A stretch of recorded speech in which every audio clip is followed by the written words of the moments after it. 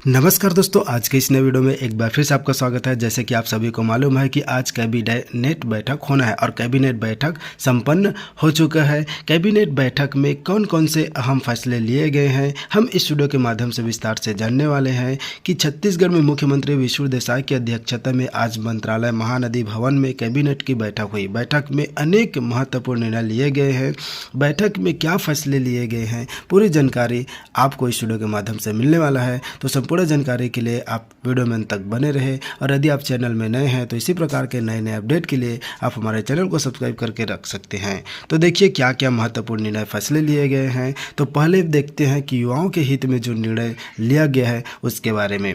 मंत्रिपरिषद की बैठक में परीक्षा की तैयारी कर रहे युवाओं के हित में निर्णय लिया गया है कि छत्तीसगढ़ लोक सेवा आयोग, छत्तीसगढ़ व्यावसायिक परीक्षा मंडल एवं विशेष कनिष्ठ कर्मचारी चयन बोर्ड, सरगुजा, बस्तर, बिलासपुर द्वारा आयोजित परीक्षाओं में छत्तीसगढ़ के स्थानीय निवासी अभ्यर्थी जो परीक्षा अथवा साक्षात्कार में उपस्थित होंगे उन्हें उनके द्वारा दी गई परीक्षा शुल्क की राशि वापस की जाएगी। तो इस प्रकार से देख सकते हैं इसमें जो परीक्षा शुल्क की राशि वापस स्थानीय निवासी अभ्यर्थी जो परीक्षा साक्षात्कार में उपस्थित होंगे, ठीक है, साक्षात्कार में उपस्थित होंगे, उनके द्वारा दी गई परीक्षा शुल्क की राशि वापस की जाएगी। इसका मतलब यह है कि अभी आप व्यापम और अन्य विभाग में फॉर्म फिलअप करते थे। फॉर्म फिलअप करते समय निःशुल्क फ्री रहता था, कोई फीस नहीं लिया जाता था। अब पुनः फीस लिया जाएगा और उसके बाद जो अभ्यर्थी एग्जाम में बैठेंगे उनका फीस वापस किया जाएगा। ठीक है, यही है। इसका मतलब यही है कि अभी तक जितने भी एग्ज़ाम होते थे छत्तीसगढ़ में उसमें एग्ज़ाम फ्री होता था। अब जो एग्ज़ाम में बैठेंगे उनकी शुल्क राशि वापस की जाएगी। इससे सीरियस कैंडिडेट की परीक्षा में उपस्थिति का प्रतिशत बढ़ेगा। वही नॉन सीरियस कैंडिडेट और इन एलिजिबल कैंडिडेट परीक्षा फॉर्म नहीं भरेंगे और इनके कारण राज्य शासन को होने वाली आर्थिक क्षति भी कम होगी। तो इस प्रकार देख सकते हैं कि सरकार जो फ्री में फॉर्म भरवा रहे थे उसको अब बंद करेगा। पहले फीस लेगा और जो परीक्षा में बैठेंगे उसका फीस वापस कर दिया जाएगा।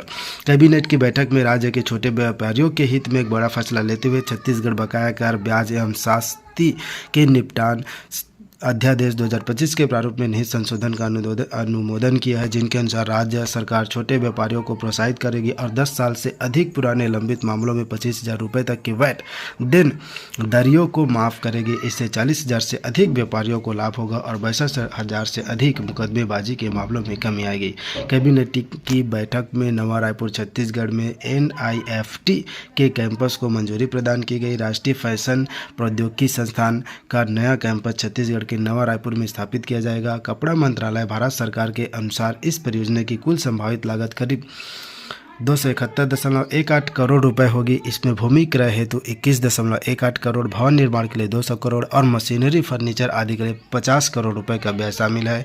इस संस्थान की स्थापना से फैशन शिक्षा के क्षेत्र में प्रदेश के युवाओं को नए अवसर मिलेंगे और फैशन उद्योग को तकनीकी रूप से प्रशिक्षित मानव संसाधन भी उपलब्ध हो सकेंगे।